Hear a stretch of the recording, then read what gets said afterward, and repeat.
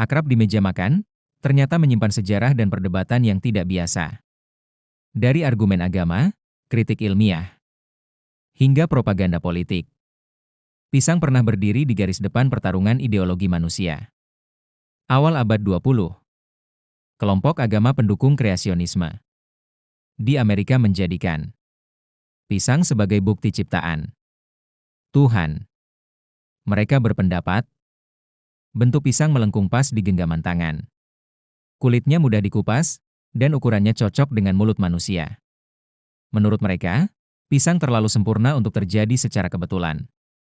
Bahkan ada pengkhotbah yang membuat video khusus hanya untuk menunjukkan pisang sebagai senjata pamungkas melawan teori evolusi. Argumen sederhana ini sempat populer. Orang awam yang tidak tahu sejarah pisang mudah percaya bahwa buah tersebut benar-benar dirancang khusus untuk manusia. Pisang mendadak menjadi ikon religius. Namun para ilmuwan justru menertawakan klaim tersebut. Richard Dawkins, ahli biologi evolusi, menjelaskan dengan tegas, pisang modern adalah hasil pembiakan selektif oleh manusia. Pisang liar sama sekali berbeda. Kulitnya tebal, dagingnya sepat, dan di dalamnya penuh biji besar yang keras. Tidak ada yang nyaman dari pisang liar. Selama ribuan tahun, petani memilih bibit yang lebih manis dan lebih lembut. Proses panjang itu akhirnya menghasilkan pisang kuning tanpa biji yang kita makan hari ini. Jadi klaim bahwa pisang adalah bukti ciptaan sempurna justru berbalik arah. Pisang menjadi contoh nyata bagaimana evolusi buatan manusia bekerja. Bukan bukti desain cerdas dari Tuhan. Sejak itu, pisang bukan hanya buah tropis biasa. Ia berubah menjadi simbol pertarungan besar antara sains yang menekankan proses perubahan alami dan dogma agama yang mencari tanda ciptaan sempurna dalam setiap hal. Perdebatan agama dan sains. Buah sederhana ini juga masuk ke panggung politik dunia.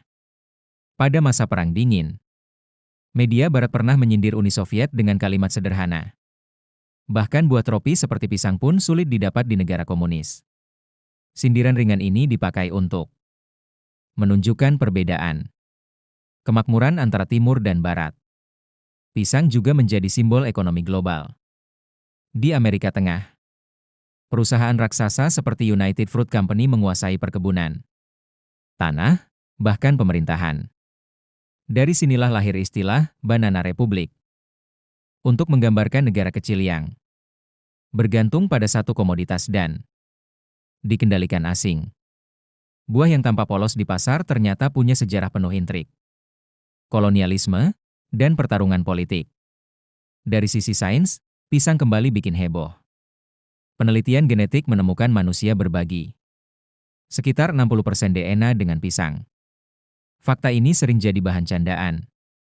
Tapi maknanya dalam, semua kehidupan di bumi, sekecil apapun, saling terhubung.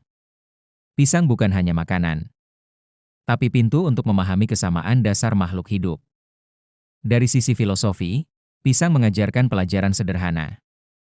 Ia cepat busuk, mudah berubah warna, dan tidak bertahan lama.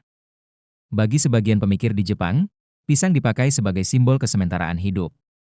Bahkan dalam seni komedi, istilah filsafat pisang dipakai untuk mengingatkan bahwa apapun di dunia ini akan berlalu. Jadi, lain kali kamu makan pisang, ingatlah, ini bukan hanya camilan murah. Pisang pernah jadi bahan propaganda, senjata politik, topik penelitian ilmiah, bahkan metafora hidup.